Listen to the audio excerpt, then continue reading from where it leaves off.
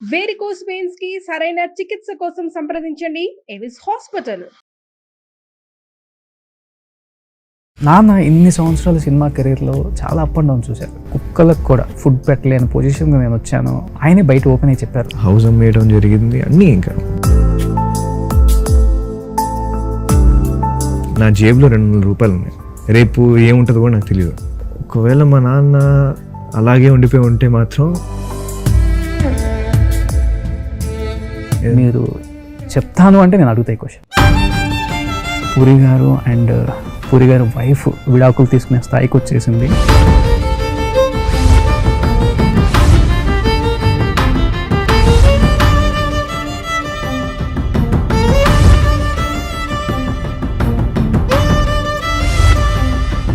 Daddy అయితే ఎప్పుడు అడగడం చూడలేదు. నేను మా మమ్మీ గురించి ఇన్సిడెంట్ చెప్తాను మీకు.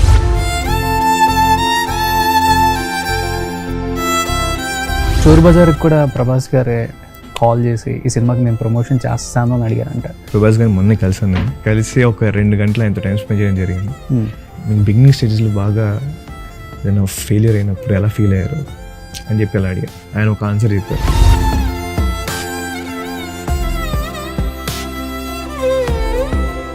ఆయన లైఫ్లో జరిగిన కష్టాలు, స్ట్రగుల్స్ ఇవన్నీ చెప్పుకుంటూ బేసికల్గా ఇండస్ట్రీలో కూడా 10th ఆపేసి ఇండస్ట్రీకి వచ్చిన హీరో ఎవరు లేరు, నువ్వే. నేను ఎక్కడో ఉంది అది, ఆ బ్లడ్లో గట్టిగా ఉంది. బట్ నాన్నకి అదేం ఉండదు కదా, మనోడు స్టార్ డైరెక్టర్ కొడుకు అది ఇది ఏముండవు. అందుకనే చాలా బాగా నచ్చింది ఈ మధ్య రీసెంట్గా నేను జిమ్కి వెళ్ళి పనిచేసిన అన్న అదే మస్తు నచ్చింది అందరికి. కామన్ పీపుల్కి ఎంత టచ్ అయిందంటే అది, అరే మనమే కొంచెం బిల్డప్ ఇస్తాం అది ఇది మనం అది ఇది ఐఫోన్ జిమ్ అది చాలా ఉంటుంది. బట్ నీ తిన్న తర్వాత ఇలా కూడా ఉంటారా లైఫ్లో అనిపించింది చాలా. అలాగే ఉండాలండి టు బి ఆనెస్ట్. నేనైతే ఒక 5 times 6 times అలా ఫార్వర్డ్ చేసి మళ్ళీ వింటాను, ఫార్వర్డ్ చేసి మళ్ళీ వింటాను. సో డాడీ వల్ల చాలా చాలా నేర్చుకున్నాను, చాలా బెటర్ అయిన ఒక పర్సన్గా. మెయిన్ అమ్మ నాన్న పెంపకం అండి. సూపర్. అమ్మతో ఎక్కువ నాన్నతో ఎక్కువ? మమ్మీతో ఎక్కువ ఫ్రీగా ఉంటా అండ్ డాడీతో కొంచెం భయంగా ఉంటా. మమ్మీ అంటేనే గుర్తొచ్చింది, చోర్ బజార్లో మమ్మీ కూడా సేమ్ మమ్మీ లాగే ఉంటుంది.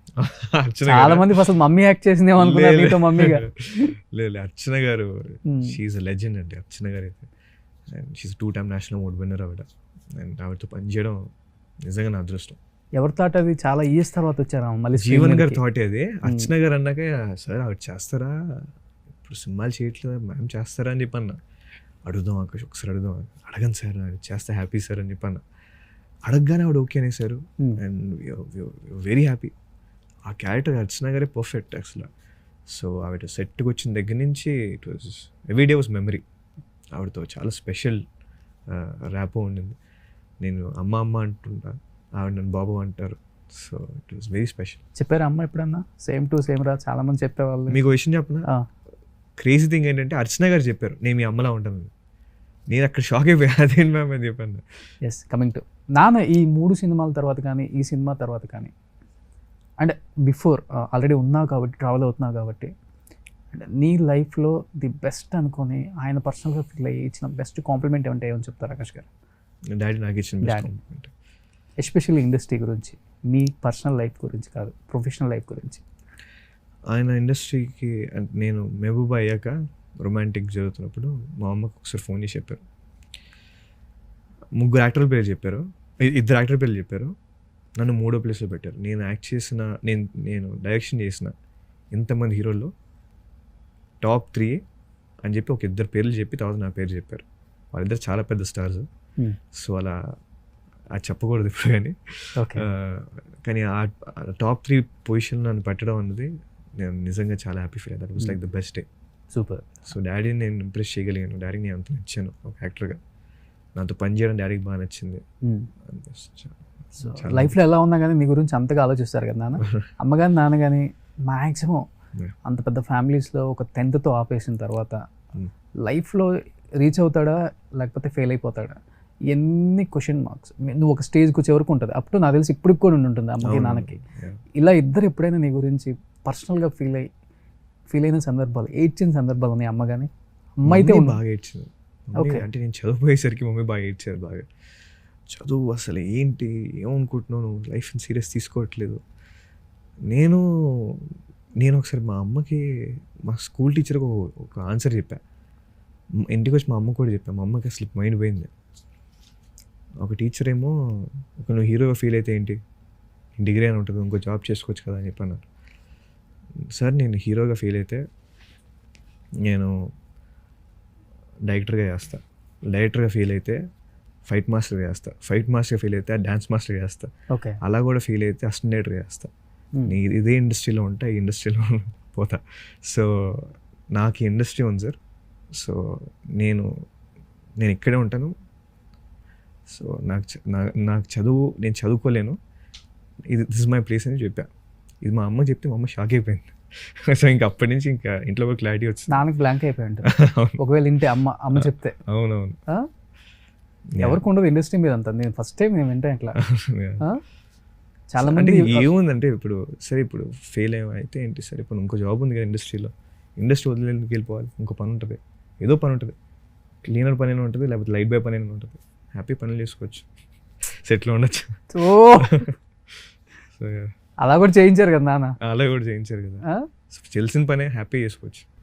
ఎవరి దగ్గర నుంచి వచ్చింది ఆకాష్ గారు ఇది? ఏమో నానా లేకపోతే లేదా క్రియేట్ అయిపోయింది అలా. అంతేనా? అలా క్రియేట్ అయిపోయింది చిన్నప్పటి నుంచి బాగా క్రియేట్ అయిపోయింది, పిచ్చి వచ్చింది అలా. అది డాడీకి కూడా అర్థం కదా అప్పుడప్పుడు, ఇంట్రా బాబు అని చెప్పి అంటుంటారు. సో నేను డాడీకి ఎప్పుడు అంటుండే చిన్నప్పుడు, నీకు సినిమా మీద ఎంత పిచ్చి ఉందో నాకు 100 ఉంది, ఓకే, నా పిచ్చి నీ పిచ్చి ముందు నథింగ్ అని చెప్పాను. చిరుత కదా ఫస్ట్, చిరుత అంతే కదా. నాకు బాగా గుర్తుంది ఆ సీన్ కూడా, ఏడిపించేస్తారు అట్లా థ్యాంక్ యూ ఒక రేంజ్లో. సో అక్కడి నుంచి ఇక్కడ వరకు ట్రావెల్, ఆల్మోస్ట్ ఇండస్ట్రీకి వచ్చి సీనియర్ యాక్టర్ అని చెప్పాలి నేనైతే. ఇంకా లేదండి, యాక్చువల్లీ చైల్డ్ యాక్టర్గా చూస్తే మాత్రం సీనియర్ యాక్టరే. అవును, ఒక చైల్డ్ యాక్టర్ నుంచి ఇప్పుడు దాకా అంటే మాత్రం 10 పైన అయి ఉంటుంది. సూపర్. సో నాన్న ఇన్ని సంవత్సరాల సినిమా కెరీర్లో చాలా అప్ అండ్ డౌన్ చూశారు ఆకాష్ గారు. బట్ ఒకనొక టైంలో బాగా డౌన్ అయిపోయారు. ఆ డౌన్ అయిపోయిన టైంలో ఎలా ఉందంటే, ఈవెన్ ద కుక్కలకు కూడా, డాగ్స్కి ఫుడ్ పెట్టలేని పొజిషన్కి నేను వచ్చాను అని ఫ్రెండ్స్కి కాల్ చేసి డాగ్స్ తీసుకెళ్ళండి అని కూడా చెప్పిన పొజిషన్ ఆయనే బయట ఓపెన్ అయ్యి చెప్పారు.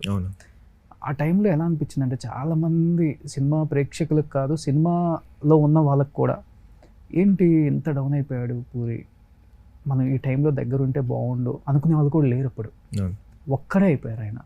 ఆ టైంలో ఏంటి ఆయన మైండ్ సెట్ ఏంటి అసలుకి? అంటే ఇంట్లో వరకు రానిచ్చారు అసలు ఆ విషయాన్ని, పిల్లలకు కానీ వైఫ్కి కానీ? అంటే మమ్మీకి బాగా అర్థమైపోయింది సిచ్యువేషను. మా ఇద్దరికి అప్పుడు చిన్నపిల్లను తెలియకూడదని చెప్పి హాస్టల్లో పెట్టేసింది మా అమ్మ ఆ టైంలో. ఓకే. నేను అప్పుడు 3వ క్లాసు, నా చెల్లి 2వ క్లాసు. ఇలా మమ్మల్ని హాస్టల్లో పెట్టేశారు. మాకేం తెలియలే, అప్పుడు ఏం జరుగుతుంది ఏంటో తెలియలే. మా మైండ్లో అయితే అంత హ్యాపీగా ఉన్నాం, మా నాన్న పెద్ద డైరెక్టరు, మాకు హ్యాపీగా ఉన్నాం అని చెప్పి ఇలా అనుకునేవాడిని. కొన్నాళ్ళకి బయటకు వచ్చాక కొంచెం సిచ్యువేషన్ ఇంతకు ముందులా లేదని చెప్పి అర్థమైంది.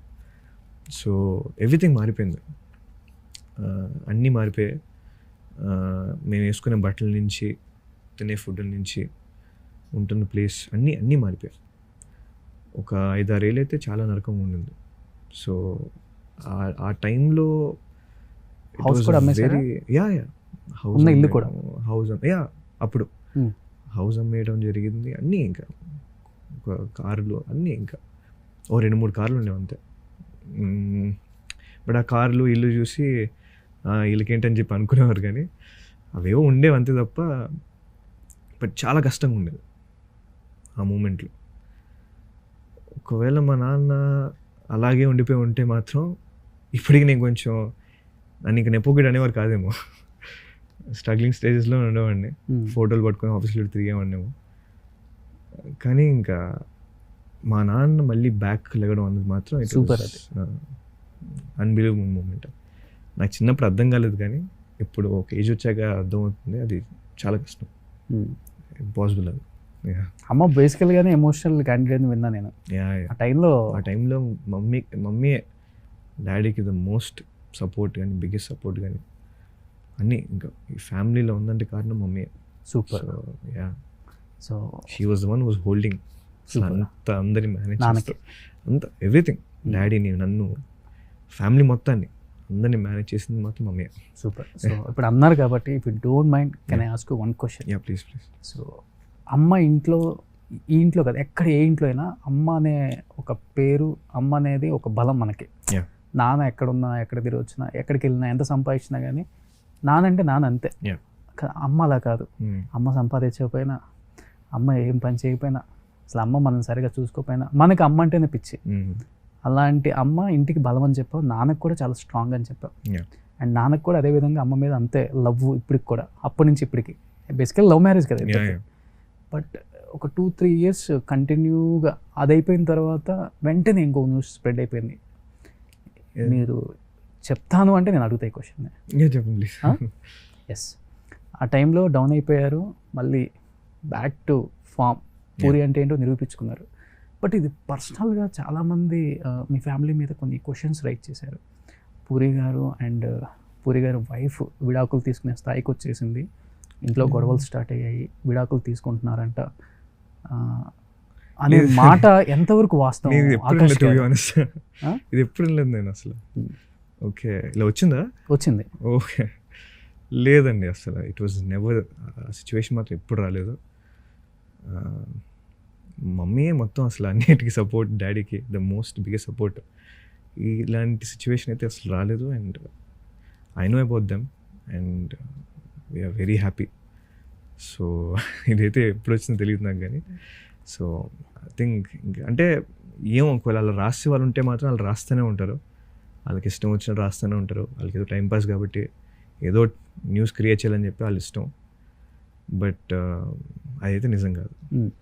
ఎందుకంటే అంతమంది రాసినా కానీ వాళ్ళ స్ట్రాంగ్ రిలేషన్ అనేది అందరికి తెలుసు, మళ్ళీ రాసే వాళ్ళకి కూడా తెలుసు. మళ్ళీ ఇప్పుడు టు బి ఆనెస్ట్ అది నిజమే ఉంటే మాత్రం ఇప్పటిదాకా ఇలా ఉండేది కాదు అది. ఎస్.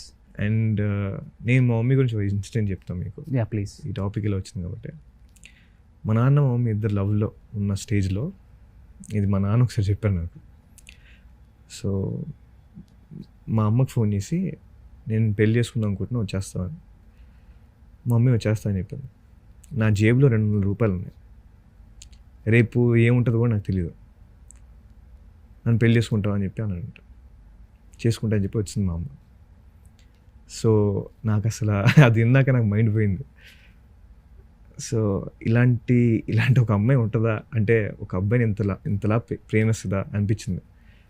సో అంతలా లవ్ చేసిన అమ్మాయి, సో అలా అంత ప్యూర్గా ఉండడం వల్లే ఇవాళ మా అమ్మ అసలు, మా నాన్న రోజు అలా నమ్మడం గ్రేట్ అనిపించింది టు బి ఆనెస్ట్. జేబులో 200 రూపాయలు అండి. మా నాన్న ఫోన్ చేసి నా జేబులో ఎంతే ఉంది వచ్చేస్తావా అని చెప్తే వచ్చింది మా అమ్మ. సో దట్ ఈస్ రియలీ, అది ఆలోచిస్తే నాకు గూస్ బంప్స్ వస్తాయి ఇప్పటికి కూడా. సో యా, ఆ 200 రూపాయలతో వచ్చిన అమ్మ ఈరోజు ఫిగర్ అనేది నథింగ్. వాళ్ళ లవ్ ఇప్పటికి కూడా అంత ప్యూర్గా ఉంటుంది. ఎగ్జాక్ట్లీ. నాన్నలో బాగా ఇష్టమైన క్వాలిటీ ఏంటి అమ్మకి? ఆయన రైటింగ్ చాలా ఇష్టం మమ్మీకి. ఆయన డైలాగులు రాయడం మమ్మీకి చాలా ఇష్టం. అండ్ హీఈస్ వెరీ స్ట్రాంగ్, ఆయన వీక్ పర్సన్ కాదు. సో అది మా మమ్మీ చాలా నచ్చుద్ది మా డాడీలో. మమ్మీలో నచ్చే ఫ్యామిలీ మొత్తానండి మా మమ్మీ హ్యాండిల్ చేస్తుంది. సో డాడీ హ్యాపీగా షూటింగ్ చేసుకొని పనులు ఏ స్ట్రెస్ లేకుండా, ఏ టెన్షన్ లేకుండా, ఫ్యామిలీ టెన్షన్స్ లేకుండా చేసుకోవాల్సిందంటే అది మమ్మీయే. సో మమ్మీ ఉంటే డాడీ రిలాక్స్ అవుతాడు టు బి ఆనెస్ట్. ఓకే, పెద్ద ఫ్యామిలీ కదా. యా, చాలా పెద్ద ఫ్యామిలీ. అలా హ్యాండిల్ చేసేస్తారు మమ్మీ. ఎప్పుడన్నా ఎమోషనల్ అయ్యారా అమ్మ కానీ నాన్న? మమ్మీ వాళ్ళ లవ్, వాళ్ళ బాండింగ్? నో, మమ్మీ అవుతూ ఉంటారు about struggle time, financial issue అప్పుడు కానీ, లో అయిపోయినప్పుడు కానీ, హిట్లు లేనప్పుడు కానీ మమ్మీ బాగా డిసప్పాయింట్ అయ్యారు. డాడీ అయితే ఎప్పుడు అడగడం చూడలేదు ఇప్పుడు దాకా. He was always strong. ఏమో లేకపోతే లోపల బాధపడ్డారేమో కానీ మా ముందు అయితే హీ వాజ్ ఆల్వేస్ స్ట్రాంగ్. ఎప్పుడు పిల్లల ముందు అది కనిపించదు అస్సలు. ఇంకా ఆయనే బీ కూల్, బీ స్ట్రాంగ్ అంటుంటారు. సో అది ఎలాగో అర్థం కాదు.